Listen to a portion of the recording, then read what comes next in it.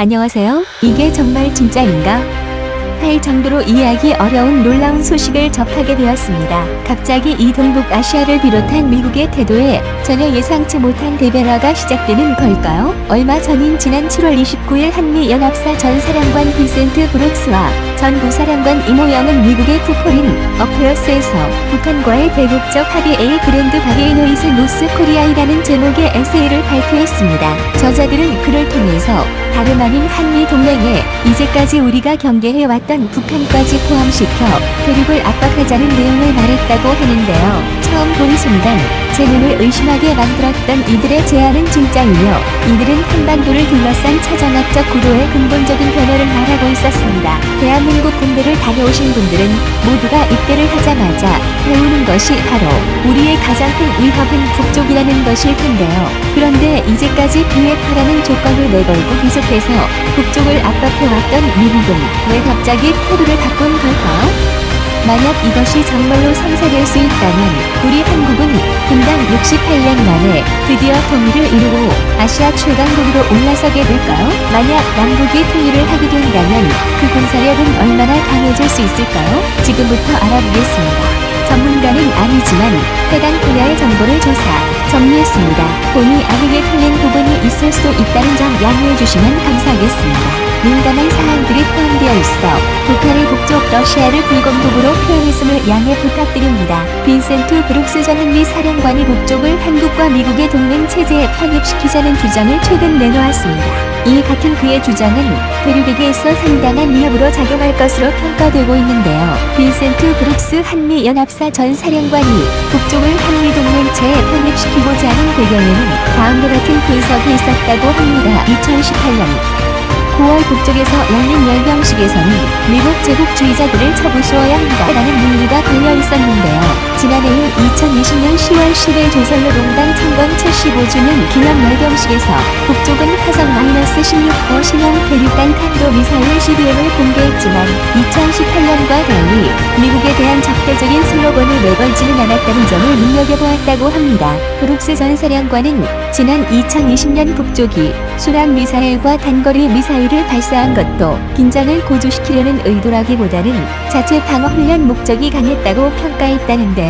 현재 상황에서 북쪽은 경제안보가 최우선 과제라고 지목하면서 자국 경제안보의 미래를 보장해줄 수 있는 미국과의 대화 여지를 남겨두기 위해 군사적 움직임에는 매우 신중하다라는 내용을 남겼습니다. 빈센트 브룩스 전 사령관은 지금과 같은 북쪽의 변화는 현재 미국의 대통령이다. 대한민국의 지도자에게는 가해라는 말도 덧붙였는데요. 두 정상은 북쪽 경제 위기의 해결을 목표로 삼아야 한다라는 발언을 했습니다. 그가 바라는 것은 굳건한 한미 동맹을 유지하며 이를 기반으로 대북 정책을 펴서 북쪽이 한미 간의 균열을 이용하지 못하게 해야 한다고 말했는데 한미 동맹을 위해 주한미군의 자유로운 훈련이 필요하며 북쪽과는 새로운 관계를 열어나가야 한다고 제안했습니다. 먼저 인도적, 의료적 구호를 통해 즉시 북쪽을 지원하고 그 다음 문사적 긴장을 낮추기 위한 공동 결의문을 채택하고 그 다음 2018년 도출된 남북 군사 협의를 진행시켜야 한다는 것이 그의 생각이라고 합니다.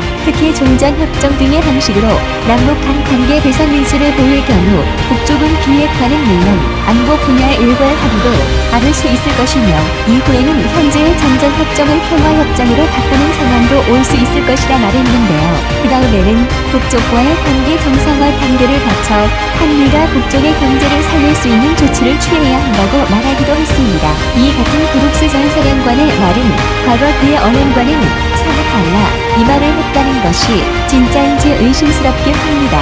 하지만 그가 이렇게까지 하면서 얻기를 원하는 것은 바로 날이 갈수록 미국에게 날을 세우고 있는 대륙과 여전히 미국에게 우호적이지 못한 불건국과의 대치의 힘을 합친 북쪽과 우리 대한민국이 도움이 되는 것인 듯합니다. 현재 북쪽과 대륙은 여전히 한미 동맹의 방위가 되고 있으며 대륙의 경우 한국의 고고도 미사일 방어 체계 THAAD를 배치한 것에 대해 경제 보복으로 대응한 점을 들어 대비가 필요하다고 말하고 있습니다. 한미 두 정상은 이런 식의 새로운 압력에 대해 준비되어 있어야 한다. 한미 동맹은 더 이상 외부 군사 공격에 대응하는데 그치지 않고 대륙이나 동공국 등의 경제 압박에도 대응할 수 있는 새로운 차원으로 나아가야 한다는 것이 대륙을 견제하는 데 있어 남북한이 힘을 합치는 과정에서 빈센트 브룩스 전 사령관이 제시한 조치들에 대해서는 논란이 없을 수가 없을 겁니다. 작년인 2020년 남북공동연락사무소 폭파 등으로 인해 한반도의 긴장감이 높아졌을 때를 생각하면 북쪽과 대한민국이 타협을 이뤄내고 힘을 합친다는 것이 쉽지만은 않을 것 같은데요. 하지만 만약 정말로 북쪽과 대한민국이 평화협정을 맺고 우호적인 통일국가가 되었을 때 그 위력은 어느 정도일지 새로운 대한민국과 미국은 어떤 식으로 대륙에 맞설 수 있을 것인지가 궁금해지는데요. 만약 북쪽과 우리 대한민국이 하나의 국가로 통일된다면 국제적 위상 자체가 크게 올라갈 것을 예상할 수 있습니다. 현재 한국에 대해 크게 관심이 없는 외국인들은 코리아 하면 가끔씩 북쪽으로 오해하는 경우도 있고 핵전쟁이 일어나기 직전의 위험한 나라라고 알고 있기도 한데요. 한국이 통일된다면 여권 파워 세계 1에서 2위, 무비자 여행 세계 최상위권 국가인 대한민국에 대한 인식이 달라질 것입니다. 국제 외교 무대에서도 한반도를 둘러싼 4개의 강대국인 미국, 대륙, 불공국, 일본 그리고 호주와 같은 연联邦국가와 동남아시아 지역의 강국들과 실질적으로 이해관계를 되먹이며 북한의 이익을 추구하는 외교를 행할 수 있는 조건이 성립될 것이라고 하는데요. 이렇게 확보한 외교적 이익을 담보로 해서 한반도의 수십가지의 안전장치를 걸어 절대 어느 한쪽의 힘이 강해지지 못하게 되는 상황을 만들 수도 있다고 합니다.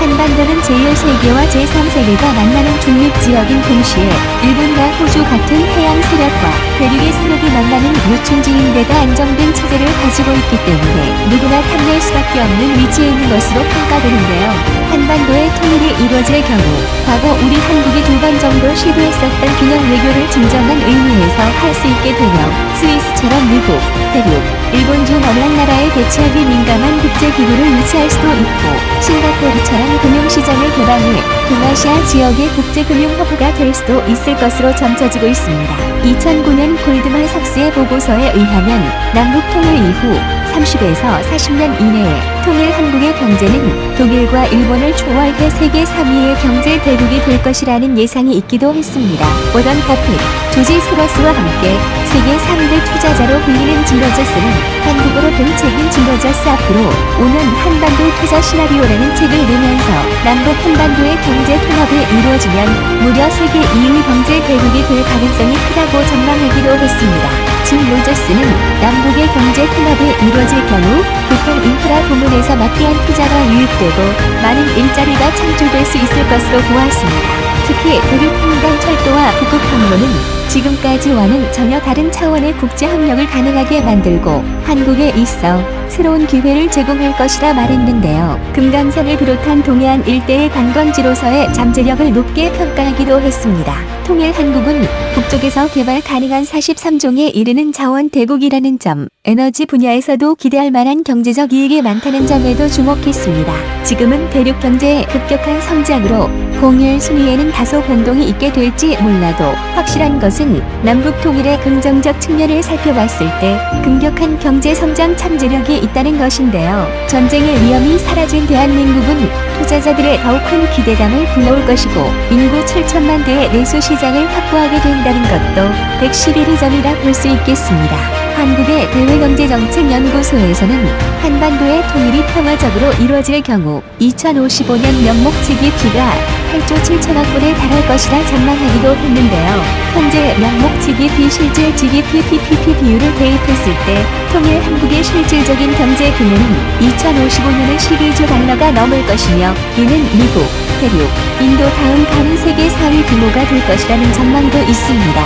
물론 이 같은 점들은 남북 통일을 긍정적인 측면에서만 바라본 경우이고 부정적인 측면은 따로 영상을 만들어야 할 정도로 만만치 않게 존재하는데 이에 대한 것은 다음 기회에 말씀드리는 것이 좋을 듯하네요. 왜냐하면 통일이 될 경우 우리는 대륙이라는 새로운 위협을 맞닥뜨리게 되기 때문입니다. 지정학적으로 볼 때 전시 상황의 경우 대륙의 입장에서 한반도는 공격 목적이든 방어 목적이든 반드시 장악해야 하는 국가일 것으로 전망되고 있습니다.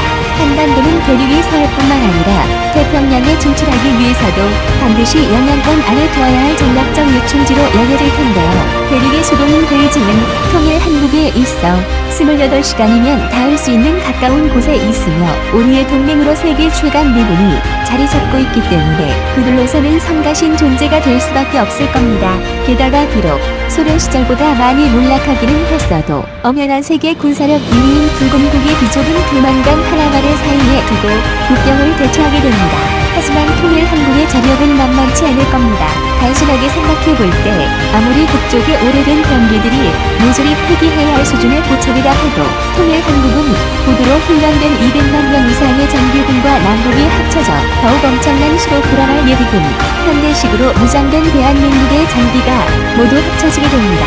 남북이 통일되면 아마도 북쪽의 장비 조합하기를 장려시키고 개수해서 사용하는 선택을 하게 될 가능성이 크다고 하는데요. 하지만 역사적으로 한반도를 수도 없이 침공했던 대륙은 살수 대첩 때도 그랬듯이 한반도가 통일 이후의 군사력을 그대로 유지하는 것만으로도 과도할 정도로 예민하게 반응할 가능성이 높습니다. 이런 점을 알면서도 미국이 한미 동맹의 북쪽을 포함시키려 하는 데는 최근 들어 달라지고 있는 그들의 대륙에 대한 대응 전략 때문인 것으로 보이는데요. 간접 근거부 전략 A2AB로 미군과 그 동맹국들의 견제에 대응해왔던 대륙은 이제 그와 아주 유사한 방법으로 위협을 받게 되었습니다. 다음 시간에는 최근 들어 달라질 기미가 보이고 있는 미군의 대륙에 대한 대응 전략과 본격적으로 통일 한국과 대륙이 군사적으로 충돌할 경우